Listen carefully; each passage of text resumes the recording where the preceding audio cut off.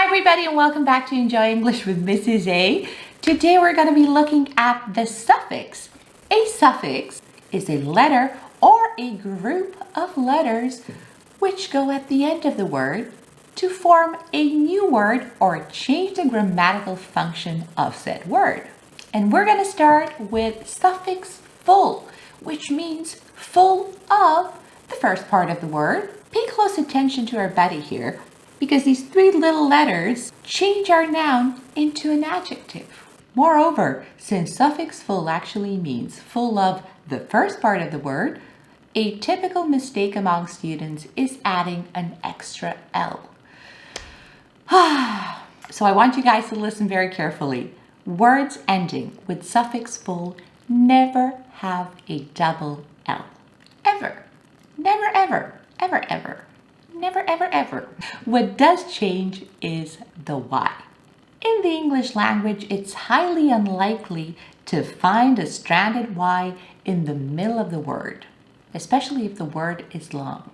And be very careful because I said highly unlikely, not impossible. Especially when the root word has received a suffix. It happens with suffix full, beauty, beautiful. It happens with a comparative and superlative, happy, happier, the happiest, but it doesn't happen when we add the ing form to a verb. Apply, applying, marry, marrying. Moving on to suffix less. If suffix full actually means full of the first part of the word, suffix less means the exact opposite, without the first part of the word. Needless to say, not all words work with all suffixes, but it's a great way to expand your vocabulary and it will serve you well, especially for word formation exercises in your Cambridge exams. Have a look. Home, homeless, color, colorless, and endless. The rule is very simple and the suffix stays the same. The spelling stays the same. Moving on, suffix Ness. This is a pretty straightforward suffix and it refers to the quality, condition, or state of the word it embraces. What's also pretty cool is that suffix ness turns every word into a noun or gives a slightly different meaning to the noun it embraces. Let's have a look. Happy, happiness. See what happens to the Y? Lonely, loneliness. Lazy, laziness. Now pay close attention to the Y there. Very important. This is going to teach you how to spell correctly. Weak, weakness. Soft, softness. Look at this. The quality of something. The quality of something soft, softness. And before we move on to the next suffix, get a load of this. Joy is a noun and it means a state of happiness. Joyful is the adjective and it didn't change the Y, which once again goes to prove there are more exceptions than rules in the English language. Now let us play Dr. Frankenstein. Joyfulness. Can a word have two suffixes? Well, yeah, apparently it can. And it's always the very last suffix that dictates the function of the word. If it's a noun, if it's an adjective, for example. But what's the difference between joy and joyfulness if they're both nouns? Well, here are some ways I would use joy. It brings me great joy, or it gives me great joy to be here today. You would use this at the start of a speech, and it's a more formal way to say you're happy to be there. Or there's no joy in gardening. When there's no joy in something, it means it's not fun and you don't particularly enjoy that activity.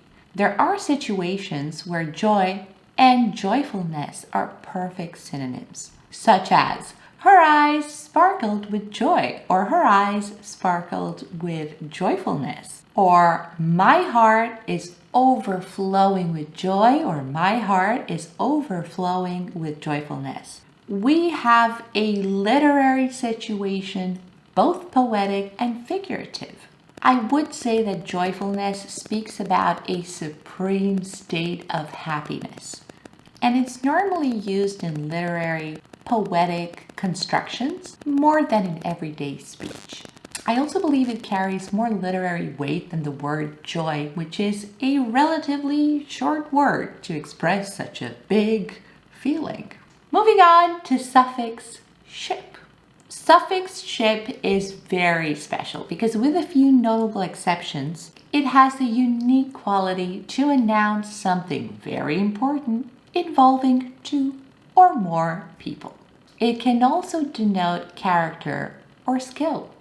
Now, if you say something like, I like your penmanship, penmanship refers to your calligraphy skills. It's not something that one would normally appreciate, but hey. You have friend and then you have friendship. Friendship is the relationship between two friends. Relation, relationship.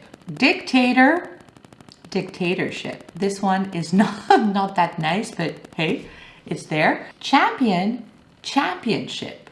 Reader, readership.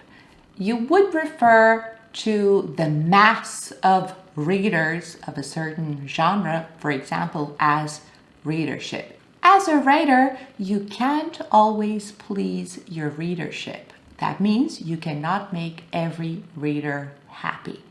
And that was it for today. We had a look at these suffixes, expanding your vocabulary, learning new words, and that's going to serve you well.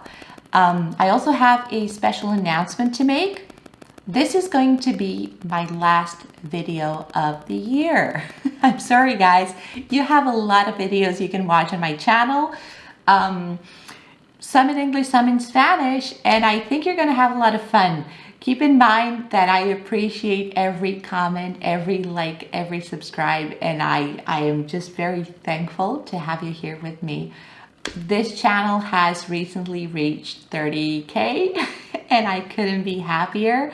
I would just like to thank each and every one of you. It's amazing. I cannot believe it and I'm so excited. It's just wow.